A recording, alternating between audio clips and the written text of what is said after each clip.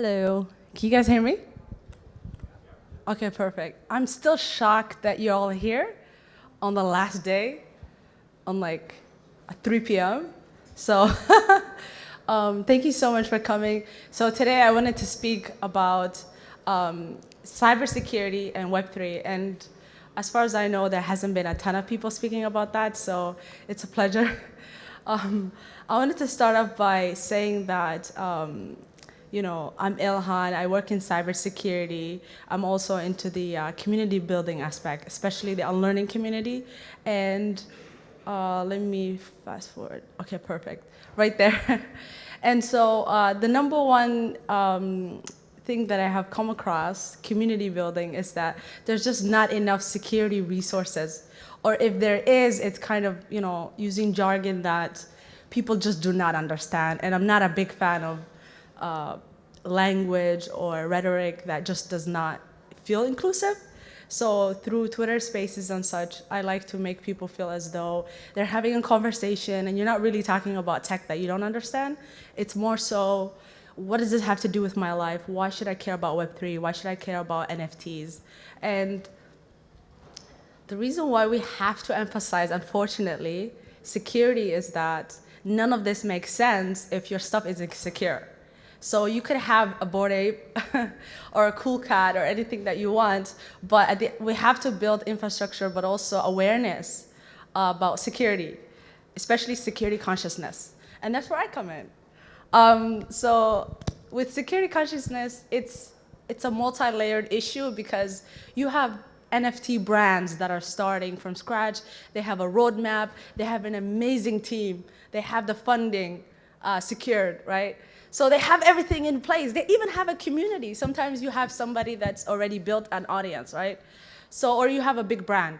And they never have a security person on their team. There's no security consciousness. There's nobody to say, hey, what happens if our Discord is, infiltrated? What do we do about social engineering? What do we do about all the big accounts, that might be supporting our project? But then there's a lot of impersonators maybe, and they're not verified.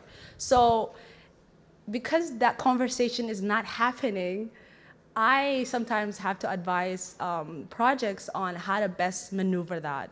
And the only thing that I tell them, it's not anything technical or cybersecurity related really, it's to emphasize the fact that you can't really community build without security. You can't, there's no way to tell someone, hey, I really care about you.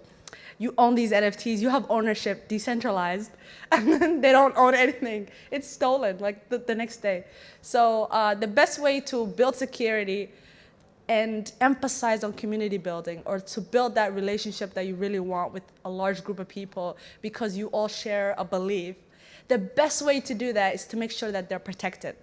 Because if I'm not protected, I don't want to be around you. Or if I don't feel protected, I don't want to be around you. So it doesn't matter if it's the NFTs or people or other founders or people that are funding these projects. There has to be an emphasis on that. And for me, I just don't see enough of that. So today I kind of wanted to have like a more conversational, talk about that. And this is a little meme that I put up there. But so with security, the language can get really complicated, and sometimes people are just not interested after a certain amount. I'm sure you're thinking, why do I have to know this? Why is this important? Because it sounds complicated.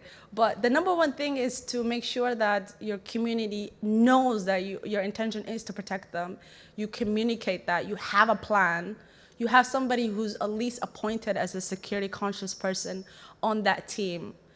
You put that effort forward because your community, when something goes wrong or your NFT project is compromised, or now you have to seek a really expensive solution to a problem that shouldn't really be there, your community is able to say, you know what, this is understandable. This happens, they're human, let me move on. What I have seen is that people panic because they don't know the language. They don't know, what does it mean that, there was a hack? What does hacking even mean, right?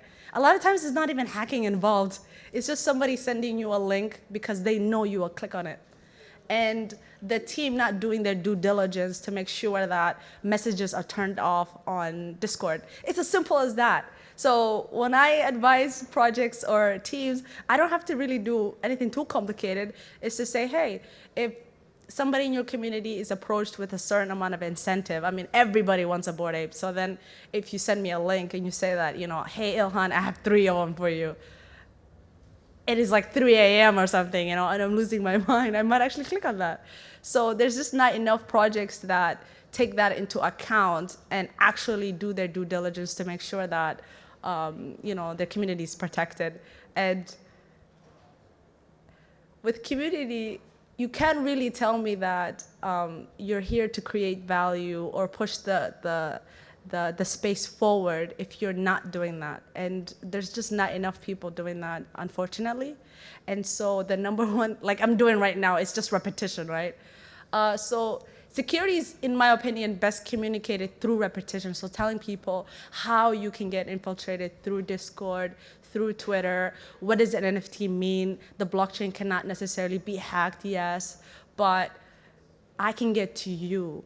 And a community is incredibly vulnerable because it's all based on trust. It's all based on the understanding that, hey, I want what's best for you and you want what's best for me. And the moment there's a bad actor involved, there's panic.